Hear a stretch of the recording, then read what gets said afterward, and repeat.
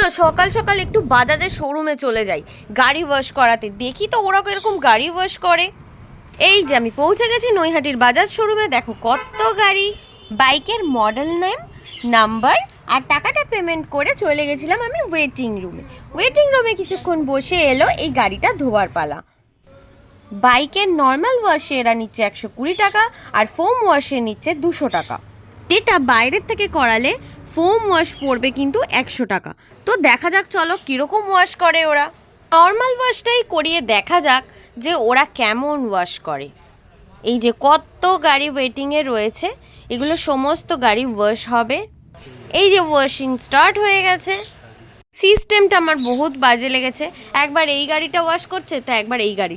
আমার মনে হয় যে কোনো একটা কাস্টমারের একটা গাড়িকে ওয়াশ করে দিলে পুরোপুরিভাবে তাকে ফ্রি করলে সেটা অনেক বেটার হবে। তো বাইক ওয়াশ ডান, মোটামুটিভাবে চকচক করছিল।